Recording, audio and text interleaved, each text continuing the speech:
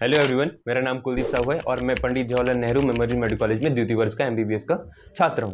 तो जैसा कि आपको पता है कि हम लोग कुछ दिनों से हेल्थ कैंप ऑर्गेनाइज करवाते आए हैं और ये सब हुआ है सेवांकुर भारत की मदद से। अब ये सेवांकुर भारत क्या है, तो ये आपको वीडियो में मैं आगे बता ही रहूँगा। तो सेवांकुर भारत के ही एक वार्षिक नियोजन बैठक यानी कि एनुअल प्लान मीटिंग में मुझे संभाजीनगर महाराष्ट्र जाने का मौका मिला। अब संभाजीनगर महाराष्ट्र में अकेले नहीं गया, मेरे साथ में रायपुर के एक बहुत ही वरिष्ठ, बहुत ही अच्छे एक पीडियाट्रिशियन, शिशु रोग विशेषज्ञ डॉक्टर सौमित्र सिंह सर के साथ मुझे जाने का मौका मिला और मेरे साथ में मेरा एक बैचमेट भूपेंद्र जायसवाल भी मेरे साथ में था।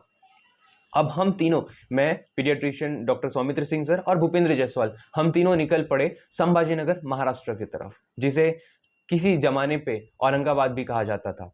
तो अब हम तीनों निकल पड़े संभाजीनगर महाराष्ट्र की तरफ। लेकिन हम सबकी ये दुविधा ये थी कि अब हम जाए तो जाए कैसे, बस में या ट्रेन में। तो ट्रैवल का जिम्मा मैंने ले रखा था, तो डिसाइड किया कि अपन बस में चलते हैं, टाइम इफेक्टिव होगा। बट शायद ये हमारी सबसे बड़ी गलती थी, क्योंकि मैंने कभी ट्रैवल नहीं किया था और इतना लंबा 12-13 घंटे का सफ़र सिर्फ एक बस में करना, ये तो एकदम ही, मैंने कभी ट्रैवल नहीं किया। खैर, टेक्नोलॉजी का यूज़ करते हुए मैंने एक बहुत ही प्यारा सा बस बुक किया और उसमें हम बैठ गए और बैठने के बाद मुझे पता चला कि उस बस की रेटिंग मात्र 2.5 है। तो अब हम सभी बस में बैठ चुके हैं और क्योंकि बस स्लीपर वाली थी और लोअर डेक हम तीनों ने ले रखा था, तो एज़ यूजुअल हम तीनों ने अपनी अपनी कहानी सुनाई, ढेर सारी बातें की। और सच बताऊं तो ये मेरे लाइफ का one of the best decision था कि मैं डॉक्टर सौमित्र सर के साथ ट्रैवल किया। डॉक्टर सौमित्र सर ने अपनी बहुत सारी कहानी रखी और उनके अनोखे अनुभव रहे, उनके लाइफ के जो एक्सपीरियंसेस हैं वो बहुत ज़्यादा सीखने वाले, बहुत ज़्यादा मज़ेदार थे। So it was one of my best decision कि मैं संभाजीनगर महाराष्ट्र डॉक्टर सौमित्र सर के साथ जा रहा था। खैर, ये सारी बातें करते करते कैसे 12 घंटा जो है वो कट गया पता ही नहीं चला और हम पहुंच गए संभाजीनगर की मेन सिटी पे। जैसे ही हम संभाजीनगर की मेन सिटी में पहुंचे, हमने सेवांकुर भारत की टीम को इन्फॉर्म किया। तो सेवांकुर भारत की टीम से श्री जितेंद्र सर जो है वो हमें पिकअप करने आ रहे थे, जिनको हम प्यार से जीतू दादा भी बुलाते हैं। तो अब जब तक जीतू दादा हमें पिकअप करने नहीं आ जाते, तब तक हम संभाजीनगर की मेन सिटी में थोड़ी गेड़ी मार लेते हैं।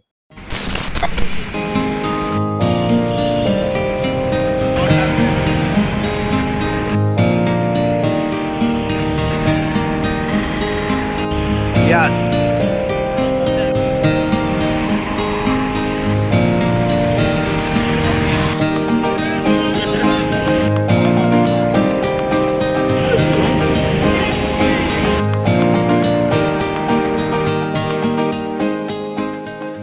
तो अब जीतू दादा हमें लेने पहुंचे और हम सभी सेवांकुर भारत के ऑफिशियल कार में बैठकर डॉक्टर हेडगेवर रुग्णालय, यानी कि रुग्णालय मतलब हॉस्पिटल, तो डॉक्टर हेडगेवर हॉस्पिटल की तरफ हम निकल पड़े। तो जब तक हम हॉस्पिटल नहीं पहुंच जाते और जब तक मैं कार में बैठा हूं, तब तक हम सेवांकुर भारत और डॉक्टर हेडगेवर रुग्णालय के बारे में मैं आपको कुछ बताता हूं। ईयर 1989, सन 1989 में 6 young doctors, 3000 square feet area और 7 लाख का इन्वेस्टमेंट और एक बेहतर सोच के साथ डॉक्टर हेडगेवर रुग्णालय का स्थापना हुआ। 1989 से 1995, 1989 से 1995 तक इन 6 डॉक्टरों ने बहुत उतार चढ़ाव देखे, क्योंकि इस वक्त लड़ाई एग्जिस्टेंस की थी। इस वक्त उन्होंने एक डॉक्टर के साथ साथ एक नर्स, एक वार्ड बॉय की तरह काम किया डॉक्टर हेडगेवर रुग्णालय में। इस अस्पताल को शुरू किए 7 साल हो चुके थे, मगर जिस सेवा भाव से, जिस सोच विचार से इस अस्पताल को शुरू किया गया था, शायद वो अभी तक पूरा नहीं हो पाया था। इसीलिए 1995, ईयर 1995 में डॉक्टर हेडगेवर रुग्णालय के लिए एक मेजर डिसीजंस लिए गए। अरे देखो ना, ये सब बात करते करते हम कब हॉस्पिटल पहुंच गए पता ही नहीं चला। तो 1995 में ऐसा क्या मेजर डिसीजन लिया गया जिससे सेवांकुर भारत का जन्म हुआ, ये हम आगे बात करेंगे। तो अभी हम हॉस्पिटल पहुंच चुके हैं, तो मैं भी आपको डॉक्टर हेडगेवर हॉस्पिटल थोड़ा दिखा देता हूं। तो ये है हॉस्पिटल में हमारा गेस्ट रूम, जिसे देखकर ये कह ही नहीं सकते कि हम हॉस्पिटल में रुके हुए हैं। खैर, ऋषि भाव भी ये वीडियो को देख रहे होंगे, तो मैं ऋषि भाव को दिल से धन्यवाद करता हूँ, क्योंकि उन्होंने हमारे बहुत ही छोटी चीज़ों का ध्यान रखा और उनकी माइक्रो प्लानिंग एकदम नेक्स्ट लेवल की थी। इसके बाद हम 1-1.5 घंटे रेस्ट करके सेवांकुर की मीटिंग के लिए निकले, जो कि सेवांकुर भारत यानी कि जो डॉक्टर हेडगेवर रुग्णालय हॉस्पिटल है उसी के ही ऑडिटोरियम में था। ऑडिटोरियम में फिर हमें श्री सुभाष सर मिले और सुभाष सर जो है उन्होंने हमें दिन भर का शेड्यूल दिया कि आज हमें क्या क्या चीज़ें जो है देखनी है। सुभाष सर आज और कल पूरे 2 दिन सिर्फ और सिर्फ हमारे साथ रहने वाले हैं, ताकि वो सेवांकुर भारत का पूरा काम अच्छी तरह से हमें दिखा पाए। तो आज दिनांक 8 जून 2024 को हमारा ये प्लान था कि हम सेवंकुर भारत के सारे प्रोजेक्ट्स को विजिट करेंगे। और जैसे कि सेवंकुर भारत का जो है अपना एक अर्बन पीएचसी की तरह एक अस्पताल है संभाजी नगर में ही, डॉक्टर हेडगेवार रुग्णालय के अलावा, जहाँ पर रोज ओपीडी लगती है, रोज डॉक्टर्स बैठते हैं। सेवंकुर भारत का अपना खुद का एक स्कूल है, जहाँ पर एक साधारण बच्चे से लेकर एक दिव्यांग बच्चे भी वहाँ पर पढ़ रहे होते हैं। सेवंकुर भारत का अपना खुद का एक मेडिकल कॉलेज बन रहा है, जो कि एक गवर्नमेंट कॉलेज से भी बड़ा है। तो चलते हैं हम अपने सेवंकुर भारत के पहले प्रोजेक्ट की ओर। तो सबसे पहले हम पहुंच गए सेवंकुर भारत के आरोग्य केंद्र में। आरोग्य केंद्र डॉक्टर हेडगेवार रुग्णालय से कुछ ही दूर पर स्थित है। तो जब हम सबसे पहले आरोग्य केंद्र में पहुंचे तो एक बहुत ही छोटा सा, सिंपल सा, साधारण सा एक क्लिनिक नजर आया। और लेकिन जब हम उस क्लिनिक में अंदर गए तो एक सज्जन कार्यकर्ता ने जब हमें उस बारे में बताना चालू किया कि आरोग्य केंद्र कैसे काम करता है, तो हम सब आश्चर्य में थे। उस आरोग्य केंद्र में एक पानी के बोतल के जितने प्राइस में इलाज होता है, दवाइयाँ मिलती है।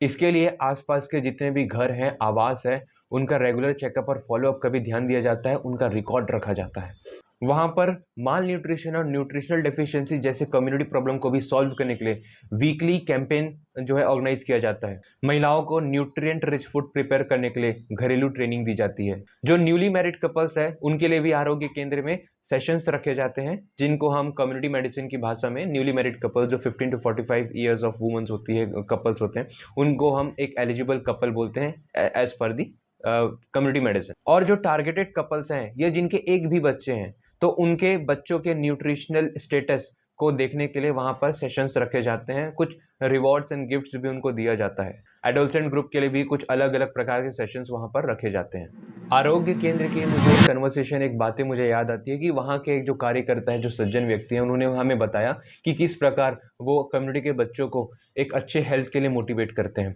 वो क्या करते हैं कि वहाँ के कम्युनिटी के जो बच्चे हैं और उनकी मम्मी है, उन दोनों को साथ में बुलाया जाता है और इस कम्युनिटी में जितने भी माँ और बच्चे हैं उनका एक टीम बनाकर उनका एक कंपटीशन रखा जाता है। और कंपटीशन रखते हैं न्यूट्रिशनल हेल्थ स्टेटस का।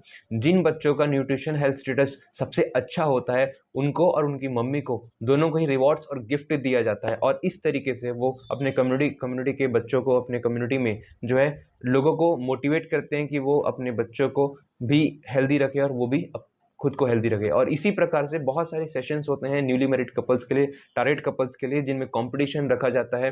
जो न्यूली मैरिड कपल्स होते हैं, टारगेटेड कपल्स होते हैं, उनमें सिर्फ कपल्स को नहीं बल्कि उनके सास को, उनके मम्मी पापा को भी बुलाकर बहुत सारे सेशंस रखे जाते हैं, रिवॉर्ड्स एंड अवार्ड्स दिए जाते हैं, जिससे कम्युनिटी के लोग भी मोटिवेटेड रहे कि वो जो कर रहे हैं वो एक सही चीज़ है। इसके अलावा मैं एक और इंसिडेंस आरोग्य केंद्र का ही शेयर करना चाहूँगा, जो कि सौमित्र सर को बहुत ज़्यादा पसंद आया। कि आरोग्य केंद्र में जो भी पेशेंट्स आते हैं और जो भी प्रिस्क्रिप्शन वहाँ पे जाता है, ओपीडी स्लिप्स लेकर प्रिस्क्रिप्शन राइटिंग तक सब पेपरलेस है। जब एक पेशेंट जो है वहाँ पे ओपीडी काउंटर में आता है, तो वहाँ पर ओपीडी स्लिप बनाने के बजाय कंप्यूटर में ही कुछ कुछ टाइप किया जाता है, जो कि अंदर बैठे डॉक्टर के रूप में जो कंप्यूटर है वहाँ पे सारा डेटा चला जाता है। और इस तरीके से ओपीडी स्लिप बनती नहीं है। और अंदर बैठे डॉक्टर के बाद जो भी वहाँ पे चीफ कंप्लेंट और बाकी सारी चीज़ें आती है, उसके बेसिस पर जो जब पेशेंट अंदर जा रहा होता है तो डॉक्टर भी उसको वैसे ही उसके बेसिस पे प्रिस्क्राइब करता है। और जो प्रिस्क्रिप्शन है वो डायरेक्टली ओपीडी काउंटर पे चला जाता है और ओपीडी काउंटर से डायरेक्टली पेशेंट को मेडिसिन मिल जाता है। तो इस तरीके से एक पेपरलेस इतने छोटे से सेंटर में पेपरलेस वर्क होता है। और बहुत अच्छी बात यह है कि इस सॉफ्टवेयर को ही सेवंकुर भारत के ही एक स्टूडेंट ने बनाया है। तो ये चीज़ सौमित्र सर को बहुत ज़्यादा पसंद आई है और वो आने वाले समय में हो सकता है कि इस सॉफ्टवेयर को भी यूज़ करें। आरोग्य केंद्र में ही एक छोटा सा फिजियोथेरेपी का क्लिनिक था। और फिजियोथेरेपी का क्लिनिक आरोग्य केंद्र में एक ओपीडी में बनाने का क्या मकसद हो सकता है? तो उन्होंने ये एक ऑब्जर्वेशन, एक डेटा एनालिसिस के हिसाब से देखा कि जो बुजुर्ग व्यक्ति थे, जो नी पेन को लेकर, जॉइंट पेन को लेकर आते थे, वो 2 महीने बाद वापस से आ जाते थे कि उनको फिर से नी पेन हो रहा है। तो उन्होंने इस बात को समझा कि सिर्फ मेडिसिन से नहीं, हमको फिजियोथेरेपी भी यहाँ पे लानी चाहिए। और उन्होंने एक फिजियोथेरेपी क्लिनिक जो है वहाँ पे बनाया। और करेंटली जो है, जो रिपीट पेशेंट्स हैं नी जॉइंट के और अदर जॉइंट पेन के, वो अब काफ़ी हद तक कम हो चुके हैं। इसके बाद हम गए आई क्लिनिक पे, जो कि आरोग्य केंद्र से लगा हुए एक बड़ी सी बिल्डिंग में आई क्लिनिक जो है मौजूद था। अब आई क्लिनिक में जैसे हम गए, वहाँ पे बहुत सारे पेशेंट जो है वो अपने आई चेकअप के लिए इंतज़ार कर रहे थे। और वहाँ पे हमने देखा कि आई चेकअप जो है नॉर्मल कन्वेंशनल मेथड से भी जो चार्ट से होता है वो भी वहाँ पे हो रहा था, और उसके अलावा वहाँ पे एक छोटा सा सेटअप बॉक्स जितना बड़ा एक गैजेट था जिसको आप अगर अपने आंखों पे लगा लो तो विद इन अ मिनट आपका आई पावर जो है बता दे। तो सौमित्र सर अगेन, क्योंकि वो तो डॉक्टर हैं, तो उनको थोड़ा सा काफ़ी ज़्यादा क्यूरियोसिटी था कि ये कैसे हो रहा है। तो सौमित्र सर ने डिसाइड किया कि वो अपना आई पावर का एक बार फिर से टेस्ट करेंगे। तो उन्होंने अपना आई चेकअप करवाया और फिर उसके बाद हम निकल गए एक नए प्रोजेक्ट की ओर। और जो उनका एक नया प्रोजेक्ट है वो भी आरोग्य केंद्र से लगा हुआ एक बड़ी सी बिल्डिंग में मौजूद था। जैसे ही हम उस बड़ी बिल्डिंग में गए, एक नया प्रोजेक्ट हमको देखने को मिला, और वहाँ पे हम जाके बहुत आश्चर्यचकित थे कि आरोग्य केंद्र में छोटे-छोटे बच्चे पढ़ाई क्यों कर रहे हैं। तब वहाँ के जो सज्जन व्यक्ति हैं, जो कार्यकर्ता हैं, उन्होंने हमें बताया कि यहाँ पर इस कम्युनिटी में जिनके भी मम्मी और पापा दोनों ही काम पर जाते हैं और घर में कोई नहीं रहता, तो उनके बच्चों को वो इस आरोग्य केंद्र के इस बड़ी बिल्डिंग में बुला लेते हैं, ताकि वो जब तक उनके मम्मी पापा नहीं है तब तक वो यहाँ आके आराम से पढ़ सके। और इनको पढ़ने के लिए भी कम्युनिटी के ही कुछ बड़े बच्चों को बुला लिया जाता है, और इस तरीके से जो है बच्चों के मेंटल हेल्थ पे जो है बहुत ध्यान दिया जाता है। और उनका ये भी कहना था कि अगर मम्मी पापा घर पे नहीं है तो ये बच्चे कम्युनिटी में जो है गलत आदतों को लेकर जो है आगे बढ़ते हैं। तो इनके गलत आदतों को रोकने का एक तरीका ये है कि इनको हम आरोग्य केंद्र में बुलाकर पढ़ाएं, कुछ अलग अलग काम करें। जैसे कि जो यहाँ के बड़े बच्चे हैं उनको ब्यूटी पार्लर सिखाया जाता है। फिर हम एक नए प्रोजेक्ट पे गए जहाँ पर यंग स्टूडेंट्स को टेली कंप्यूटर रिलेटेड काफ़ी सारे कोर्सेज, ग्राफिक डिजाइनिंग जैसी चीज़ें जो है सिखाई जाती है, ताकि उनको एक बेसिक एम्प्लॉयमेंट जो है उनको मिल सके। महिलाओं के एम्प्लॉयमेंट के लिए भी वहाँ पर एक बहुत ही अच्छा प्रोजेक्ट तैयार किया गया है, जहाँ पर महिलाओं को सिलाई मशीन सिखाया जाता है, ब्यूटी पार्लर में काम सिखाया जाता है, और ये सब ताकि वो एक सेल्फ एम्प्लॉयड वुमन बन सके। इन सब के अलावा जो हम सभी जितने भी लोग वहाँ मौजूद थे, महाराष्ट्र से, मध्य प्रदेश से, छत्तीसगढ़ से जितने भी लोग मौजूद थे, हम सबको बहुत इंस्पायरिंग और बहुत आश्चर्यचकित लगा कि वहाँ पर कुछ 5 लोग जो है बहुत सारे टिफ़िन जो है पैक कर रहे थे। और उनसे बात करने पर पता चला कि वो डेली 300 टिफ़िन पैक करते हैं, और 100-100 के बंडल में जाकर उनको बाहर कम्युनिटी में ज़रूरतमंद लोगों को, जो भिक्षुक लोग हैं उनको डिस्ट्रीब्यूट किया जाता है, जो बुज़ुर्ग हैं उनको ये टिफ़िन जो है डिस्ट्रीब्यूट किया जाता है। उनको हर दिन 300 खाना डिस्ट्रीब्यूट किया जाता है। और बीच में कोई त्यौहार आ जाने पर टिफ़िन में कुछ स्पेशल मिठाइयाँ, डेजर्ट्स भी दी जाती है ऐसे ज़रूरतमंदों को। अब आप ही बताइए कि ऐसा इतना बड़ा कार्य कोई अकेले व्यक्ति तो कर ही नहीं सकता ना। तो इसीलिए हमारे सौमित्र सर कहते हैं कि कुछ तो ईश्वरीय कृपा है, कुछ तो ईश्वरीय कृपा है, और वो ईश्वरीय कृपा आप लोगों के साथ जुड़ी है, आप लोगों के पुरुषार्थ की वजह से। आप लोगों ने और इसके बाद हम शिवांकुर के एक आखिरी प्रोजेक्ट पे गए। आखिरी प्रोजेक्ट था रेडियो देवगिरी। रेडियो देवगिरी शिवांकुर का अपना खुद का एक एफएम रेडियो स्टेशन है, जहां पर रेडियो स्टेशन वो रन करते हैं। अब खास बात यह है कि रेडियो स्टेशन में सौमित्र सर को इनवाइट किया गया ताकि वो, क्योंकि वो एक शिशु रोग विशेषज्ञ है, पीडियाट्रिशियन है, तो वो किसी दिन आए और ऑनलाइन ही वो जुड़कर जो है चाइल्ड हेल्थ केयर पर वो बात करें। तो इस तरीके से हमने देवगिरी, जो रेडियो देवगिरी है, उसको काफ़ी ज़्यादा एक्सप्लोर किया। हमें भी मौका मिला वहाँ पर थोड़ा सा चीज़ों को देखने का। हमने शिवंकर भारत का बहुत सारा प्रोजेक्ट देखा, और सच बताऊँ तो अगर उन सारे प्रोजेक्ट्स के बारे में बात करूँ तो ये वीडियो कभी ख़त्म नहीं होने वाला है। इसीलिए मैंने कुछ स्पेसिफिक प्रोजेक्ट्स पर बात किया, अदरवाइज ये वीडियो कभी ख़त्म नहीं हो सकता था। तो खैर, ये सारे प्रोजेक्ट्स को ख़त्म करते हुए हमने और भी बाकी स्टेट से जो लोग आए थे उनके साथ हम मिले, उनके साथ बैठे, बातचीत की, और एंड में आरोग्य सेंटर पे जो है आरोग्य केंद्र में हमने एक छोटा सा मस्त सा फोटोशूट करा के जो है हम अगले स्पॉट पर पहुंच गए। तो मैं, भूपेंद्र, सौमित्र सर, सुभाष सर और बाकी जो भी विजिटर वहाँ पर आए थे, हम सभी आरोग्य केंद्र से कार में बैठकर एक दूसरे प्रोजेक्ट के ओर जाते हैं, जिसको हम कहते हैं ओंकार बालवाड़ी। ओंकार बालवाड़ी मतलब बच्चों का स्कूल। तो जब तक अभी मैं कार पर हूँ और जब तक ओंकार बालवाड़ी नहीं पहुंच जाता, तब तक मैं आपको वो जो पिछली कहानी छुटी हुई थी 1995 में ऐसा क्या हुआ था जिससे शिवंकुर भारत का जन्म हुआ, उस कहानी को हम कंटिन्यू करते हैं। तो हम बात कर रहे थे कि डॉक्टर हेडगेवर हॉस्पिटल की शुरुआत 1989 से 1995 तक 7 साल हो चुके थे, मगर जिस सेवा भाव से इसे चालू किया गया था, जो परिवर्तन ये समाज में देखना चाहते थे, शायद वो उस समय तक पूरा नहीं हो पाया था। तब 1995 में एक मेजर बड़ा डिसीजन लिया गया, और 3 सवाल इन 6 डॉक्टरों के मन में थे। पहला सवाल कि कैसे डॉक्टर हेडगेवर हॉस्पिटल का एक्सपेंशन कर सके ताकि ज़्यादा से ज़्यादा मरीजों का इलाज कर सके। दूसरा सवाल, हम पूरे समाज को सेवा कैसे दें। हमारा सेवा सिर्फ संभाजी नगर में नहीं बल्कि पूरे भारत देश में होना चाहिए। तो ये दूसरा बड़ा सवाल था कि हम पूरे भारत देश को सेवा कैसे दें।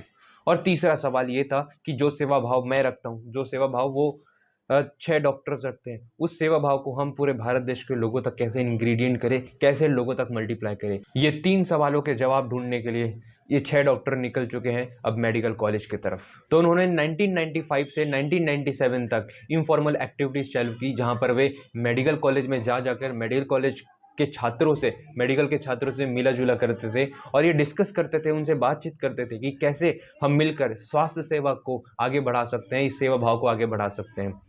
वे मेडिकल कॉलेज के छात्रों के साथ मिलकर ढेर सारे नए नए नियोजन और बहुत सारे आइडियाज क्रिएट करते, कई सालों तक उन्होंने बिना नाम के मेडिकल कॉलेज के छात्रों के साथ ऐसे ही मिलजुल कर बातचीत करते रहे और कड़ी मेहनत के बाद सन 2006 में मेडिकल कॉलेज के छात्रों और डॉक्टर्स के बीच में एक अच्छा संगठन बना और तब जाकर 2006 में इस संगठन को नाम दिया गया सेवांकुर। सेवा प्लस अंकुर, सेवांकुर, और ऐसे सेवांकुर का जन्म हुआ।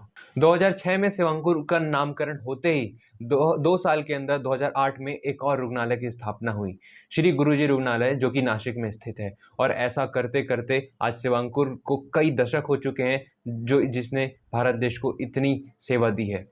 इसलिए वर्ष 2020 में सेवांकुर को सेवांकुर भारत का नाम दिया गया और इस तरीके से सेवांकुर भारत का जन्म हुआ। तो ये थी हमारे सेवांकुर भारत की कहानी। वैसे अभी हम ओंकार बालवाड़ी पहुंच चुके हैं, तो पहले हम अब स्कूल, जिसको हम ओंकार बालवाड़ी बोलते हैं, वहाँ घूम लेते हैं, क्योंकि ओंकार बालवाड़ी अपने आप में एक बहुत बहुत बहुत यूनिक चीज़ है। क्योंकि ये एक ऐसा स्कूल है, बच्चों का स्कूल है, जहाँ पर ना चौक है, ना बोर्ड है, ना यहाँ पे कॉपी है, ना पेन है, लेकिन फिर भी यहाँ बहुत कुछ है। तो चलिए ओंकार बालवाड़ी में विजिट करते हैं। स्कूल के अंदर जाते ही आपको एक सुंदर सी सरस्वती माता आपको विराजमान मिलेगी। जैसे ही आप सरस्वती माता के चरण स्पर्श करोगे, आप आगे क्लासरूम की ओर बढ़ोगे और क्लासरूम में आप देखोगे कि वहाँ पर छोटे छोटे बच्चों ने अपना आर्ट्स एंड क्राफ्ट से पेड़ पौधे, क्राफ्ट के घर बनाए हुए हैं। इसके अलावा जो चीज़ वहाँ आपको मिलेगी और वो आपको बाकी के कहीं स्कूल में नहीं मिल सकता है, वहाँ एक ऐसा क्लासरूम है जहाँ पर छोटे बच्चों के डेवलपमेंटल माइलस्टोन को ध्यान में रखते हुए ऐसे टॉयज रखे गए हैं जो उन बच्चों के नेचुरल, फिजिकल और मेंटल ग्रोथ को इन्हेंस कर सके। ऐसा स्कूल आपको विश्व में कहीं नहीं मिलेगा। इन सब के अलावा मुझे एक क्लासरूम ने आश्चर्यचकित कर दिया कि उस क्लासरूम में एल्यूमिनियम बोर्ड से क्लासरूम को 4-5 अलग अलग कमरों में बांट दिया गया था और वहाँ पर एक घर की व्यवस्था बनाई गई थी। हर एक एल्यूमिनियम बोर्ड के एक सेक्शन में एक जगह पर किचन, एक जगह पर बेडरूम, एक जगह पर डाइनिंग हॉल, एक जगह पर बच्चों के रूम ऐसे बनाए गए थे और सारी चीज़ें माइक्रो प्लांट थी। जब वहाँ के अध्यापकों से बात की गई, वहाँ के टीचर से बात किया, तो उन्होंने बताया कि ये सारा इसलिए कराया जाता है ताकि बच्चे जो है वो डेली के लाइफस्टाइल में अपना जो है चेंजेस कर सके। एक क्लासरूम पे ऐसी घर की व्यवस्था रखने का जो कारण वहाँ के टीचर ने हमें बताया कि अगर आप बच्चों को बोलोगे कि आपको घर जाते ही आपको जूता, अपना शूज़ जो है वो रैक पे रखना है, अपना बैग और अपनी कॉपी जो है एक जगह पर रखना है, तो वो बच्चे शायद एग्जीक्यूट ना कर पाए। लेकिन अगर आप अपने स्कूल पे एक क्लासरूम बना दो जिसमें घर की व्यवस्था हो और आप उनको हर दिन ये ट्रेनिंग दो कि यहाँ पे जूता रखना है, एग्जैक्ट वहाँ पर सारे मॉडल्स रखे गए हैं, यहाँ पे जूता रखना है, यहाँ पे बैग, यहाँ पे कॉपी रखनी है, यहाँ पे सोना है, इसको व्यवस्थित रखना है। अगर आप इसकी ट्रेनिंग हर दिन देते हो तो ये बच्चे ऑटोमेटिकली एक रिफ्लेक्स में एक डिसिप्लिन में आ जाएंगे और इसी मकसद के साथ एक क्लासरूम में घर जैसी व्यवस्था रखी गई थी। और सच बात तो ये है कि आपको ऐसा व्यवस्था, ऐसा स्कूल पूरे विश्व में कहीं नहीं मिलेगा। मुझे लगता है कि मैं सेवांकुर भारत के बारे में जितना बोलूँ उतना कम है, क्योंकि अभी तक मैंने आपको जितनी सारी चीज़ें बताई, जितने प्रोजेक्ट्स आपको बताएं, वो सिर्फ मैंने आधे दिन में जो है कवर किए हैं। अभी मुझे यहाँ पे 2 दिन रहना था, तो पूरा आधा दिन और बचा है और इसके अलावा पूरा अगले दिन जो हम पूरा DHR घूमने वाले हैं, डॉक्टर हेडगेवर हॉस्पिटल घूमने वाले हैं, वो पूरा बचा हुआ है। तो अगर मैं हर एक चीज़ यहाँ पे कवर करूँ तो वीडियो कभी एंड नहीं हो पाएगा। तो मुझे लगता है कि अब इस वीडियो को एंड करने का समय आ गया है। तो एंड हम ऐसे नहीं करने वाले हैं, एंड में मैं आपको कुछ और चीज़ें बता दूं। तो हम ओंकार बालवाड़ी से निकलने के बाद मेडिकल कॉलेज पहुंचे और मेडिकल कॉलेज सेवांकुर भारत का अपना खुद का बनने वाला है, जो कि इतना बड़ा है, इतने बड़े एरिया में जितना एक गवर्नमेंट मेडिकल कॉलेज भी नहीं होता है नॉर्मली। तो एक मेडिकल कॉलेज उनका खुद का होने वाला है, उनका खुद का एक टर्शरी हेल्थ केयर सेंटर जैसा खुद का बहुत ही शानदार सा हॉस्पिटल है, DHR, डॉक्टर हेडगेवर रुग्णालय। डॉक्टर हेडगेवर रुग्णालय एक ऐसा अस्पताल है जहाँ पर अगर आप घुसोगे, आप वहाँ पर जाओगे तो आपको हॉस्पिटल की सुगंध ही नहीं आएगी।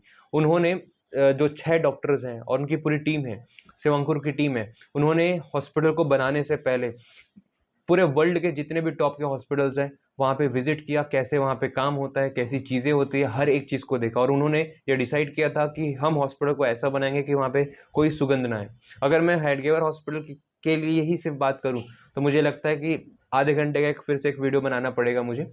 तो कभी फिर से बात करेंगे हेडगेवर हॉस्पिटल के बारे में, क्योंकि हेडगेवर हॉस्पिटल अपने आप में एक बहुत यूनिक सा हॉस्पिटल है। वहाँ पे आपको सुगंध नहीं है कि वहाँ पे इतने सारे ओटीज़ हैं, ओटी की फंक्शनैलिटी इतनी तगड़ी है। वहाँ पर जितने बेड्स है, हर एक बेड का मॉनिटरिंग कंप्यूटर से हो रहा होता है। टेक्नोलॉजी का यूज़ इतना तगड़ा है वहाँ पर कि एक एज ए मेडिकल स्टूडेंट मैं कभी नहीं सोच सकता इन चीज़ों के बारे में।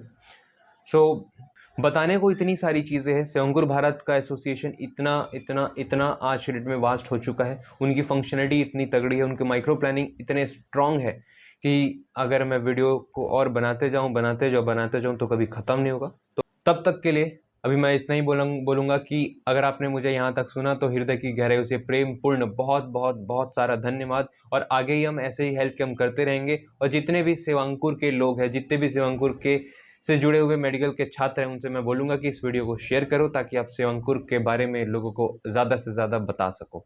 आने वाले समय में हम और भी बहुत सारा हेल्थ कैम्प्स कर रहे होंगे, ऐसे बहुत सारे अवेयरनेस प्रोग्राम्स चला रहे होंगे, और इतने सारे प्रोजेक्ट्स हैं कि मैं आपको अभी बता नहीं पाऊँगा। सो तब तक के लिए बाय बाय, मिलते हैं नए वीडियो में।